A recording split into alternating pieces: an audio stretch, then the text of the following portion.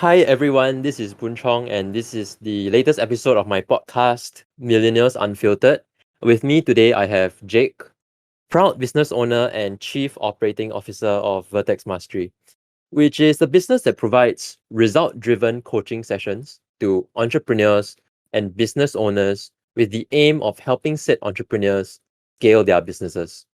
Now, Jake, why don't you tell us a bit more about your business? Okay, thank you, Boon Chong. I'm so excited to be here on the podcast. It's my first time being on the podcast, so thank you for that. It's a new experience. So basically, at Vertex, why we exist, our purpose is to help business owners create positive society impact at scale. How would that look like in 10 years' time, 2030? We are looking to create a community of conscious business owners making an impact in the world.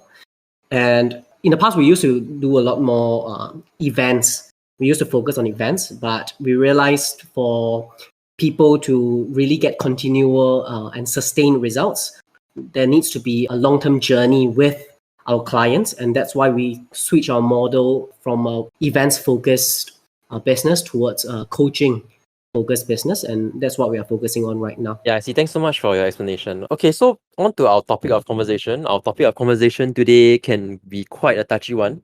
We'll be talking about mental health in entrepreneurship, which I very strongly feel is something that not enough people talk about. And yeah, most interestingly, according to a study by UC Berkeley, entrepreneurs are seen to have 30% more likelihood to report some history of depression in their lifetime. And it reports a lot of extremely alarming numbers with regards to the rates in which these entrepreneurs suffer from mental health issues relative to our non-entrepreneur counterparts. And Jake, I know that this is a topic that you've personal history or stake in. You've not only been through a very arduous episode of mental illness, you've also now resolved to be an advocate and speak out about your own experience in your very own online content. Maybe you could tell me and our listeners a bit more about your entire mental health journey, and perhaps as far as you're comfortable, what caused this spiral into mental illness for you. Okay, I'm happy to share. It's a new journey for me. Like when I had my own episode of depression not too long ago. I'm so glad to be able to speak about it in this platform you're providing. Yeah, so my episode with depression wasn't too long ago. It was earlier this year. So I think the main cause, if I were to put it into like a main gist, is that my whole life was all work in the months leading to depression. I used to have these numbers in my head, like nearly 90+% was my life was just work. I cut out all other aspects of life. It was just work, Monday to Sundays, morning to night for a lot of times. So when the business became shaky, I became shaky as well. Came a point of time, especially since COVID hit in 2019 and 2020, that the pressure from work became so extreme. Eventually, I fell into a depression. Jake, you said that when the business didn't do so well, it took a toll on your mental health as well. Maybe you can talk us through how you felt during the time, when the business wasn't doing so well. Is it because as a business owner, you take ownership of the fact that the business is not doing very well? You see it as maybe it's your fault, or you see that you need to put even more hours in, for example. Maybe you can elaborate more on how you felt during that time. Yeah. Okay, so I guess the main thing was I had a lot of self-doubt. Mm-hmm. I came in not too long ago in 2018 as from a uni student, and then I decided to change path. I dropped out of school. Wow. And I went into this company, and as a freelancer, actually, I was doing sales closing for Vertex, and then slowly I got more involved in their operations. I started volunteering for their events, and then eventually I got more involved in their planning. And then I got the opportunity to be leading the company the way I'm doing now. There came a point of time where in 2021 or near start of 2021 where things doesn't seem to be working anymore. Like we tried strategies and then, hey, it still doesn't seem to be working out. We try and fail. And then I'm leading the team to try and fail. And I started to have a lot of doubt in my abilities. Like, I know one day I'm eventually gonna get there, but am I ready now or am I good enough right now to lead the team where it needs to be? can the company really risk me taking my time in this learning curve to get the company on track on where it's supposed to be heading towards? So I had a lot of that kind of doubt. Because of that, I felt like at that point of time, it just felt like a never-ending cycle, and it was really, really pressurizing. When are we able to pay our team the coming months? What happens if this doesn't work out? What happens if that? So everything piled up together to form this really, really heavy pressure that just stuck with me day to night, even when I'm sleeping. I see. And it all started with like burnout, right? It was, as you said, dedicating your mind, body, and soul to work. And I believe it led to burnout, and then resulting from such burnout or flowing from such burnout, you then started to question whether you were mentally ill. Am I correct to say that? Yeah, so I didn't thought about depression initially because burnout, in like at least from my experience, like, and I know it's common amongst entrepreneurs. The past 2 years, burnout is very common. So there's a lot of ups and downs. There's a lot of time where like we go all in work, and then until we're really, really tired, and then there's usually this period of burnout. So it was very common the past few years. So I thought I was just having a really, really bad one. And then only when it lasted for a significantly longer time than what I used to experience as the typical burnout, and when nothing seemed to be working anymore, taking breaks, doing a recharge, being in nature, trying to have a routine back, things like this, nothing seemed to work anymore. Then I started to question, hey, could it be depression? Or could it be something more than just a chronic burnout? Yeah, I mean, it's just so interesting because, there have been studies that show that entrepreneurs tend to suffer from mental illness a lot more as compared to non-entrepreneurs. I think that your whole story kind of shows this correlation, in part due to like this tendency or propensity towards like some degree of self-neglect when business owners or business leaders like you give their mind, body, and soul to making their business work to a point where everything else becomes, subservient to the needs of your business, right? Even your family, your and yourself, of course. And to add on to all this, I'd like to ask Jake, once you were actually clinically diagnosed with depression, how did that then affect your perceived need to manage the impression of others, the impression of yourself in the eyes of others? Because, I do realize that one thing about being a business leader or entrepreneur is that a lot of people, a lot of Singaporean entrepreneurs feel this need to always act like everything is going very swell, like it's going great. Even when they are at the brink of financial ruin and suffering from, copious amounts of psychological stress, there's just this image in the mind of the typical man on the street that an entrepreneur is supposed to kind of have it all together to some degree, that they are the people that are supposed to lead us, right? Lead the company. And I'm sure that this idea has at least crossed the mind of most, if not all, entrepreneurs when it comes to talking about mental health issues. Because what makes it so difficult for an entrepreneur to come out is that you compare the vulnerability that comes with declaring that you're mentally ill to the image society has of what an entrepreneur should be like a rising superstar, like a very rich young individual who doesn't have these kind of problems. So I'm just wondering your whole journey of like impression management. How did you feel when you were clinically diagnosed at first? How you approach the issue of who am I going to tell? Who am I going to talk about this initially, when you first discovered that you had these issues altogether? Okay. For me, I think I'll start by sharing the impression I have in front of my team. So I don't have that. I know this idea of facade, putting a facade on in front of everybody is a big problem. And I think it's so tiring to be putting on a facade when you're deep down, you're being crushed. For me, I don't have that kind of pressure, or at least too much of that pressure. I am more internal. So I basically take care of the team, and I'm in charge of making sure things run smoothly. So while my founder and like the head coach, the head trainer, he's the face of the company, I am the face of the team. So I had more of an impression management issue in front of the team. Like we were quite open. Our management in Vertex is young. We are always open to new ideas, to do more modern concepts. Like Simon Sinek likes to share about the importance of being vulnerable. So we practice that to a certain extent, but that it's not easy when we are really practicing it.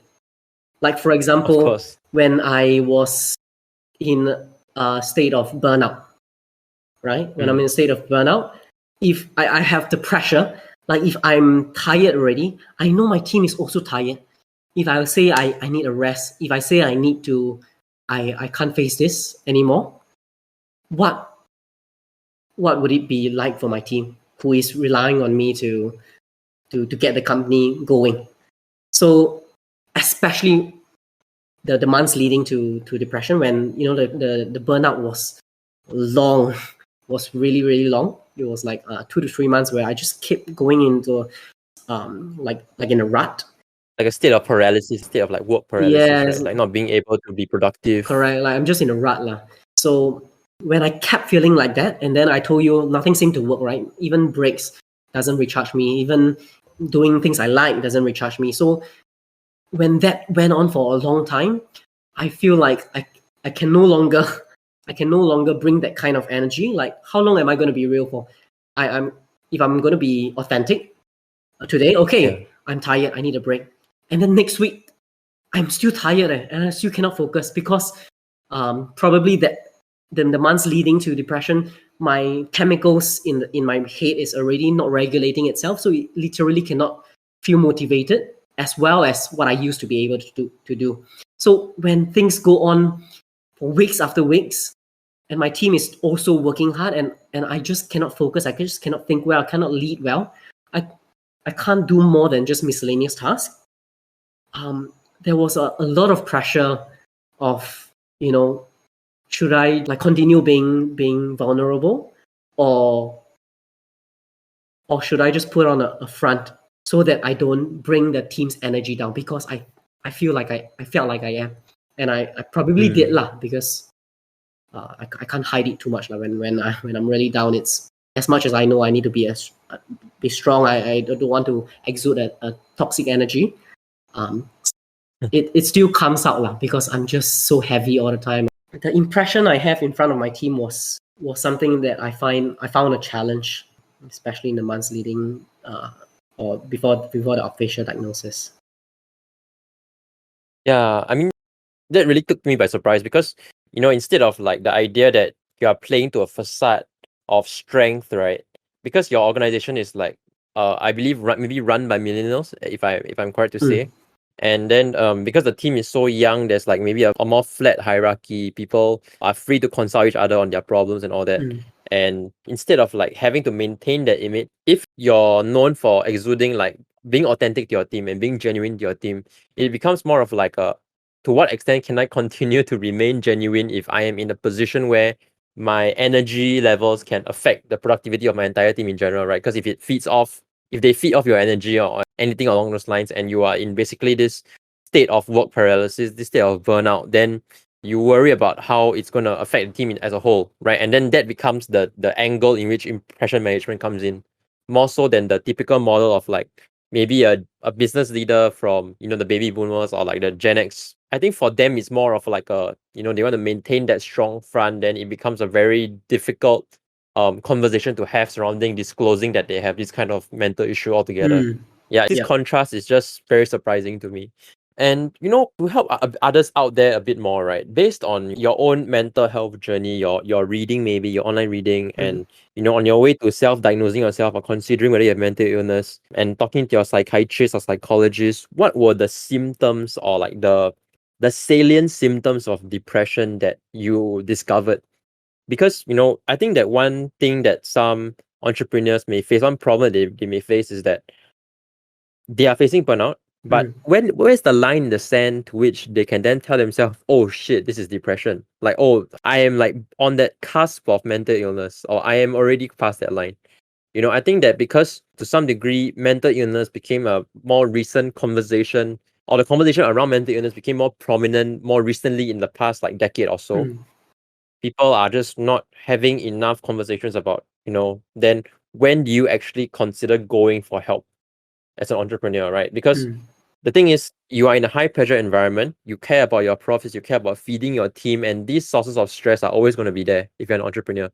And I think that the difficulty for many entrepreneurs, and even yourself, if you think about your own journey, is like thinking about exactly when did that light flick switch like turn on your head that, oh, this could be mental illness, this could be depression? Okay. Yeah, maybe from your whole experience, both leading up to it and looking back, in terms of what your psychiatrist told you, psychologist told you. Yeah, as much as you can share, of course. Yep. So I actually wrote about a topic titled like burnout or depression, right? So because I told you, I thought it was burnout before it was a depression. So if I were to put it into just one single answer, it's, I would say, when nothing seemed to be working anymore. This feeling of burnout, this feeling of being in a rut, this feeling of not being able to be motivated or focus, I just can't seem to get out of that. Like in the past, it was, I like to call it my ups and down cycles. So up cycle is when I'm motivated, I can really do a lot of things, high performance. Sure. Down cycle is when I'm having my burnout or I'm in a rut, very unmotivated, I lose all my routines. So it's when I'm stuck in that down cycle or this rut for so long, and things that I used to do to get myself back up, it doesn't seem to be working anymore for an extended period of time. Okay, that made me realize, hey, this is happening for way too long. I go for walks, it doesn't work. I took a 5 days break, it didn't work. I did what I love, which is like, for me, it was singing. I sang, okay. I lost interest in all of those things. Nothing seemed to be working anymore. And of course, there were some episodes. So my emotional breakdown happened before my mental breakdown, and they are separate incidents. I used to read affirmations to myself before work, okay, especially when I'm more downcast, I'm not feeling motivated. I will read a paragraph saying, hey, Jake, you are really awesome, all this kind of thing. You're a phenomenal leader, things like that. So I read that, and it worked for a while. There was this morning when I had a really bad morning. I woke up with anxiety.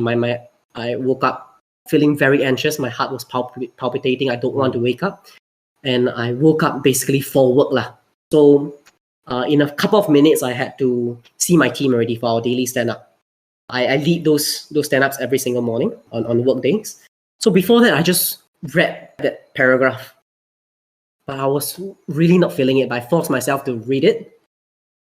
And I was just standing beside my computer, where the paper with the affirmation was stuck at. I read from there every day. I started reading that, and I started crying. I started to burst out crying, but I just forced myself to finish up the whole paragraph. But I was crying by then already because it was so painful. It was so tiring. And at that point of time, I remember it was 8:56, 8:57. We start our daily huddle at 9. I only had a few minutes, and I have to see my team already. I have to lead the huddle. So I quickly, wash my face. I dried my face up. That point of time, I already, don't want to bring too much negative energy to my team because I was already more downcast in general for a while. So I don't want to show that side of me to the team. And I went in front of the team and I led the huddle. But on that day itself, I told leads of the company after we dismissed the rest of the team, saying, I can't do this for today. And today I need a break, and can you guys take care of me? And that's, I think, my first time shedding tears in front of some of the team members. And then that was my emotional breakdown. And then the mental one happened a few weeks, I think 2 or 3 weeks later, where my mind just shut down. I couldn't focus. I just got super distracted. I cannot think properly. It came to that point of mental breakdown and emotional breakdown. Incidents like this that made me question more. Hey, why are all this happening? Why am I not getting better from all these things? After the emotional breakdown, I took a 5 days off. I told the team, the strategic team, that I had this episode, and they told me to take a break. I took the break, and then the break still didn't work. I still had my mental capacity still went even worse, and it just didn't get better. So that when nothing seemed to get work anymore, that's when I start to watch some YouTube videos. Hey, signs of depression. 6 signs you are depressed, not lazy. Get that kind of videos. Then check. And then I realized, hey, this could be more than just a burnout. hearing you recount the story and visualizing you like next to your table, I'm like, wow, my heart really sank, like hearing about the shedding tears in front of your team, shedding tears during when you read the affirmation, all that, when you try to go through your daily routines. Thanks for sharing that with me. You know, in terms of how you actually cope with the mental illness then, because you know we've been hearing about your spiral down towards mental illness, right? Then maybe you could share a bit more about how then you kind of fought your demons and, you know, came out a bit stronger from this. Yeah. Okay. So I think I'll consider the diagnosis, the official diagnosis, as my the first point of recovery. Me hearing from the doctor itself that, hey, it is clinical depression that is causing all this to happen. For me, it was a relief when I realized, oh, that's why. It's not so much me. It's just like really my brain not being able to cope with it, or not producing enough what it's supposed to produce to make me feel motivated, to make me feel happy. And at least I have something at least I know the cause of it, and then I can work on it. Something that you can recover from, something that you can Yes, that's right. And that was the first point. When I first got diagnosed, I told the team about it. I told the leaders first, and then I tried to recover. I took a few days off, and then afterwards I tried to recover while working.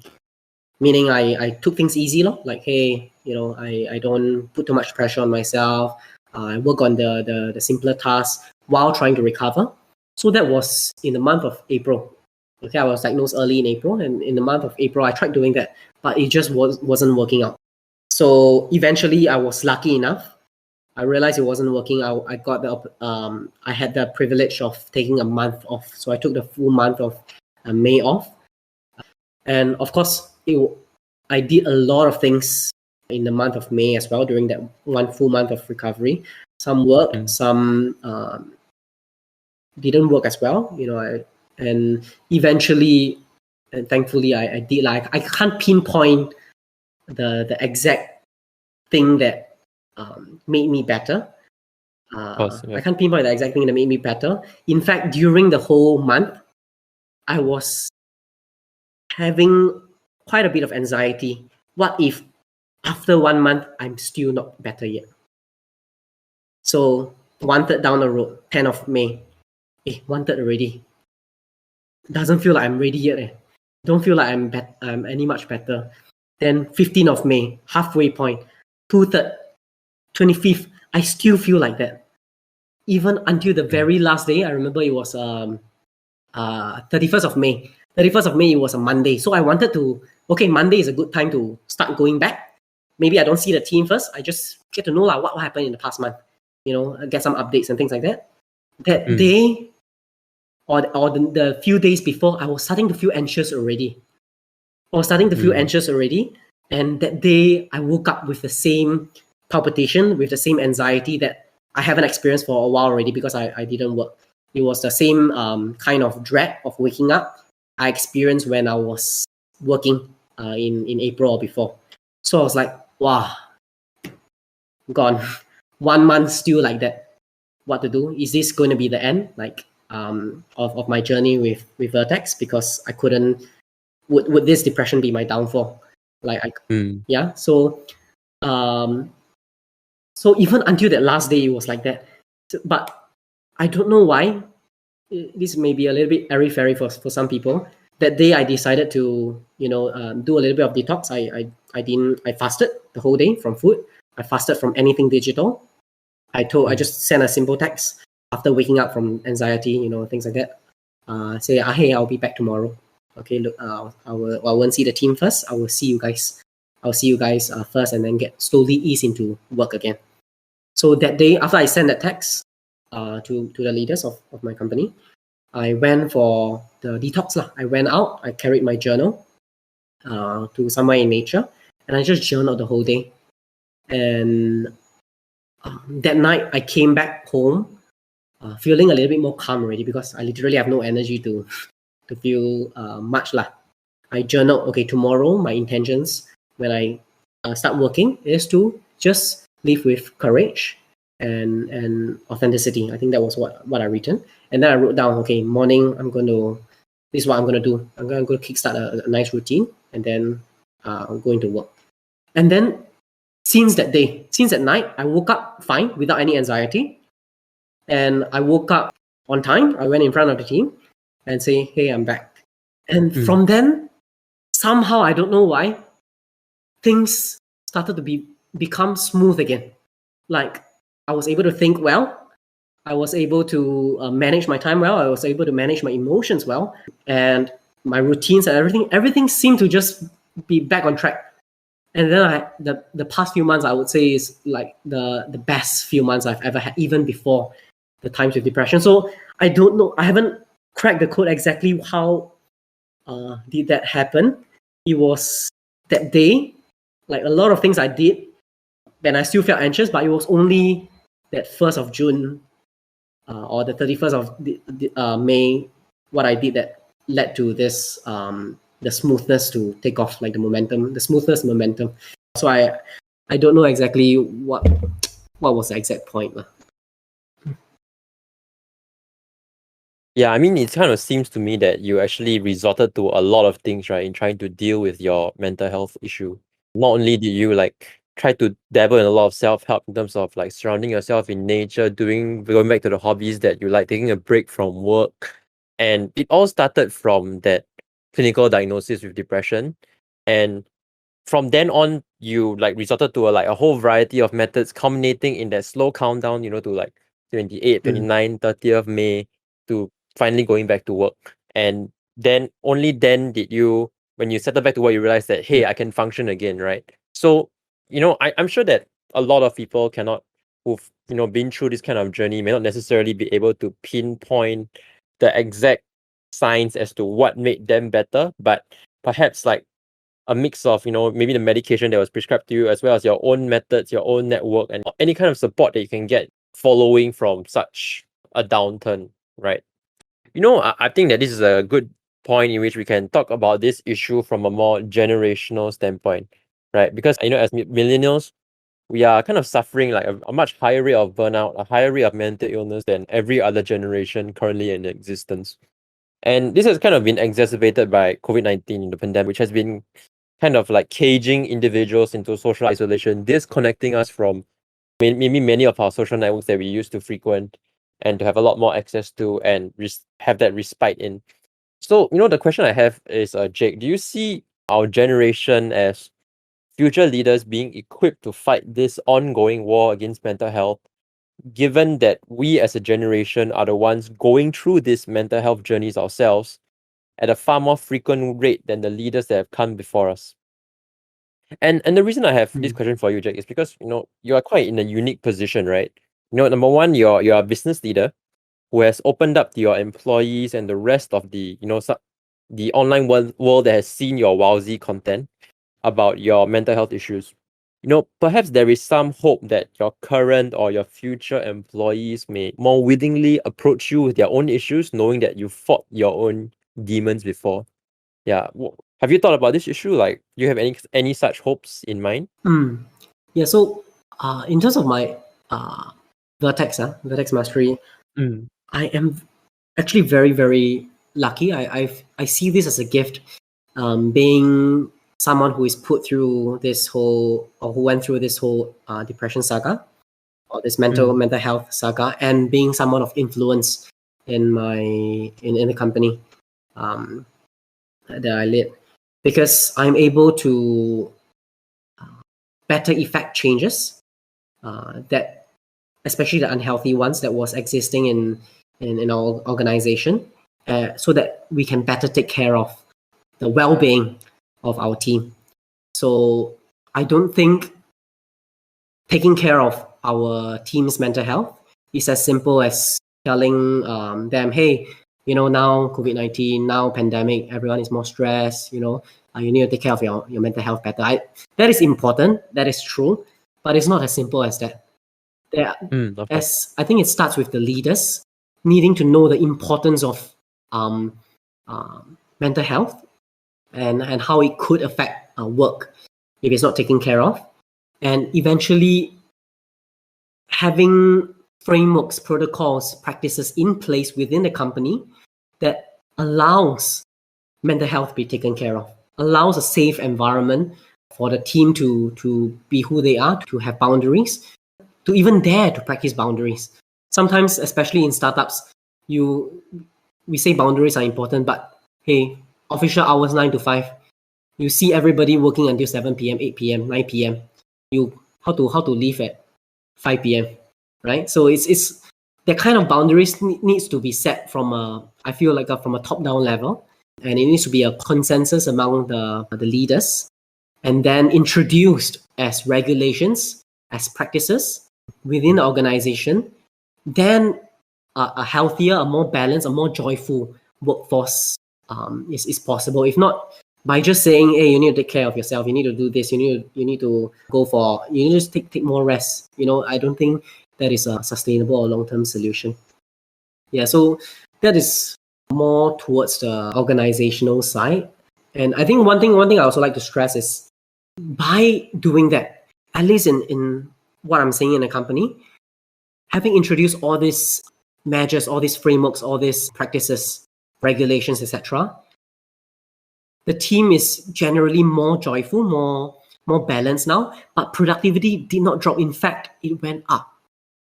So it really shed light on how important it is to have like a clear mental space so that we can be even more productive while having a balanced life. And it's something I'm hoping the startup culture or early businesses culture would change in the future. So generally where everybody's more taken care of. Yeah. So that's for the organization's side. Yeah.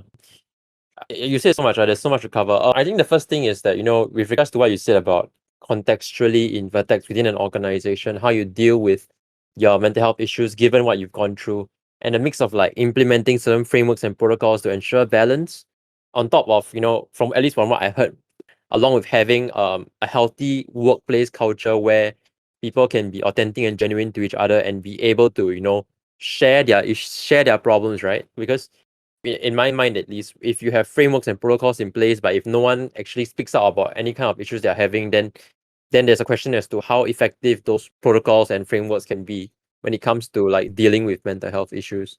So I guess to some extent, like you are quite fortunate in the sense that having gone through this entire episode, you can then have a mix of these two together to then handle mental health issues that arise in the future altogether. And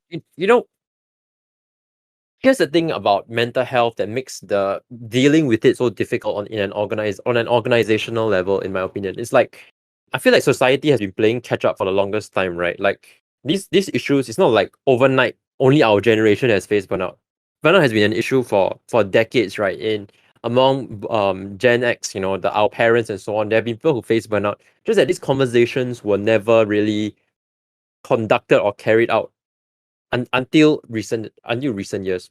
And because society kind of has to play catch up in a way where like the doctors and psychologists start having these conversations, start bringing up that there's this thing called burnout, it affects you, and these are the symptoms XYZ.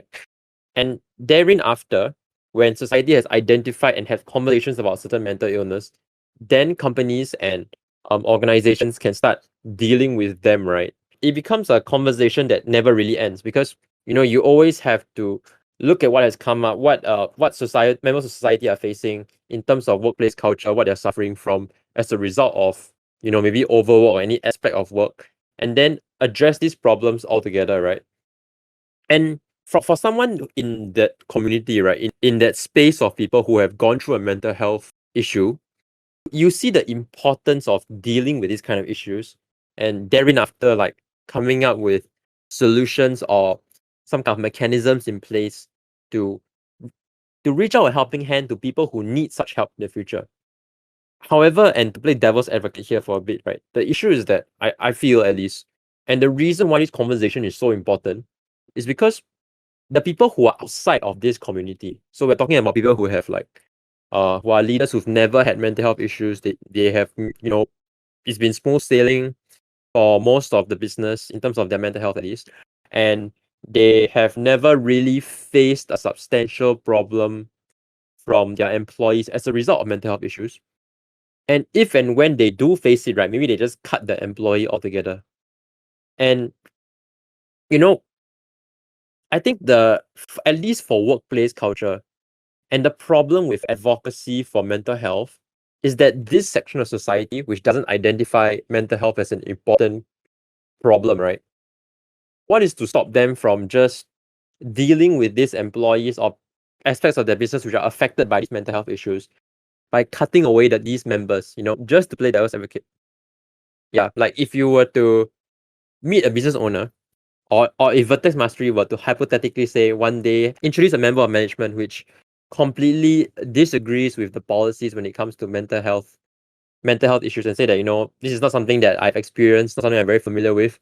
In my past company, we just give them notice of termination and let them take garden leave. And to be very honest with you, like my true mental health issues when they quit their jobs, right, as a result of like their depression, being clinically depressed and diagnosed with mental health issues, they quit their job, and the company is happy to let them go. In terms of like the scenario that you gave, if what if one day someone comes in the management to say they don't believe in all this, my first take is our culture stands lah. So if our culture is set to be like this by our current management, someone like that wouldn't be in the company or within the management in the first place.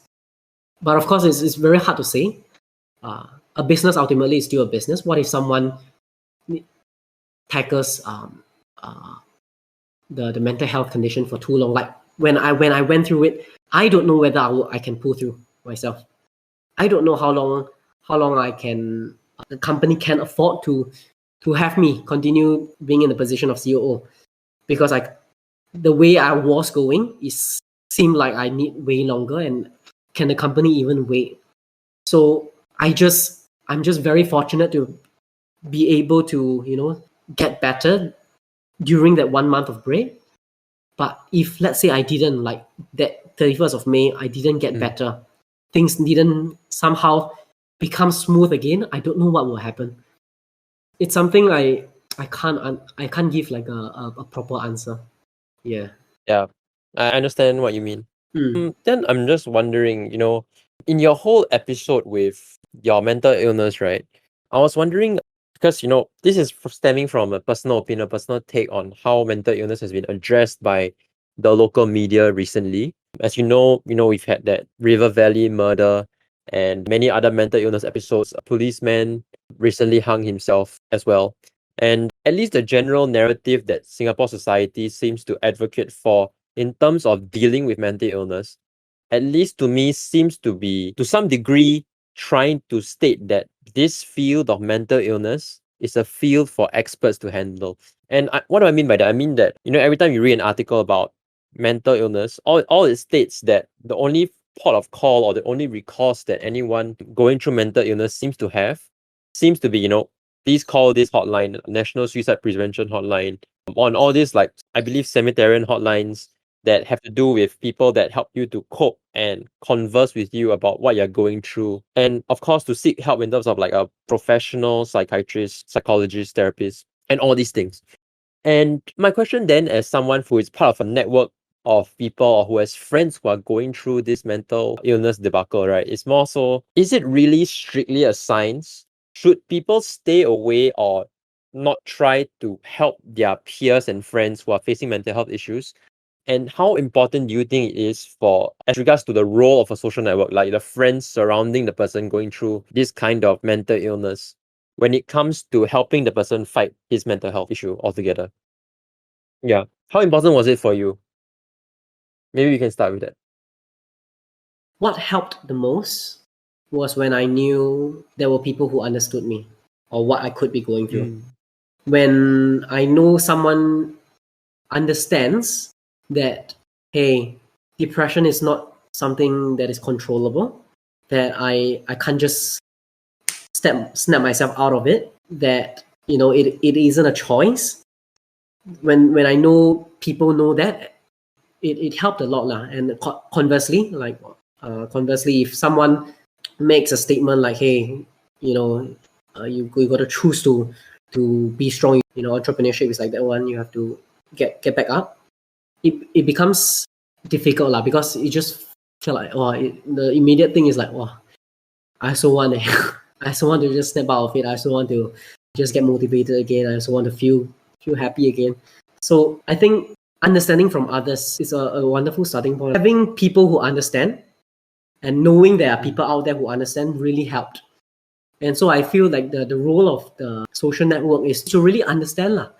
When people understand that depression is a medical condition, it's literally the inability to produce certain chemicals to feel motivated, to feel good, to feel better, feel happy, then they will naturally be able to support better. They will naturally be able to hold conversations, to be more sensitive about what they say, to be more able to give the space needed for someone going through mental health conditions to recover, to heal.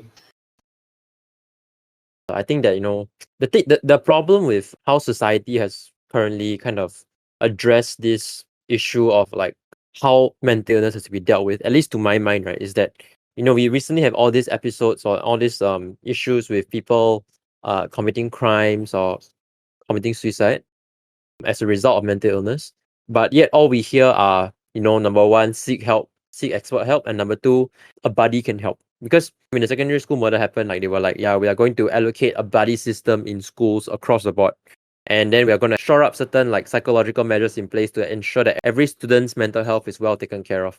And then when you're given this kind of message, right, that everyone has to have a buddy, yet the conversation doesn't go deeper into like what then is the role of your friend or your buddy or your social network who knows you are going through this, or who you disclose such a problem to.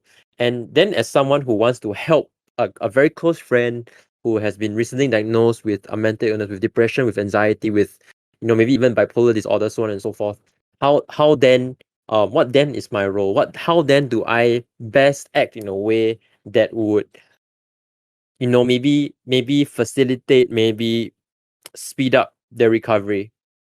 And because this conversation, maybe because it's too difficult to have, as in we really have no idea. I feel that the complete state narrative around this has been completely silent on this issue, and it really was a huge question mark to me as someone who has had multiple friends who has gone through like a mental health episode, and to hear from you that that baseline of understanding, it can really help someone. I think that is both very helpful, and hopefully somewhere down the line, if someone hears this kind of advice, we'll be able to help someone like you. That's why your story is so compelling, right? Because in a way, society tells you to seek help when you get mentally ill, yet there's the help that you receive from the psychiatrist, therapist, so on and so forth. Granted, they did perhaps play a role in your recovery journey, but it was all the things you did outside of seeking help that kind of like culminated in your recovery, right? Because it wasn't a very long state of depression. It was something that a lot of your self-help methods and a lot of external factors outside of the medication and the therapist, and it's just so heartening to know that, and at the same time alarming to know that there's just all these unexplored ideas as to what you can do outside of seeking help for mental illness, to then that you can resort to, or that you can perhaps consider to improve your overall recovery journey, improve your overall quality of life, depending on where you are on that spectrum. And it is exactly the reason why mental illness is such a difficult topic to converse about, right? Because granted, there were some external factors. We know that the same factors apply differently across different individuals, right? Like what can work for one person may not work for another, depending on their interests, their inclinations, their character, their personality, and and of course the mental illness, the type of mental illness itself. Yeah, I think with that, let me just go through what we've talked about so far in summarizing what this entire podcast episode. First off, we talked about the correlation between entrepreneurship and mental illness, and followed by that, we spoke shortly about in terms of generational leadership, we'll be better equipped as leaders, given that we are the generation going through this increase in frequency of mental illness being contracted by members of our generation. Impression management, in terms of how, Jake, you handled being clinically diagnosed with depression and how you handled like disclosing it to your team, disclosing it to your management and members of your social network in general. And lastly, if we could summarize it in a very broad sense, we spoke quite extensively about how then is this gap in the mental illness narrative filled coming from your own personal experience.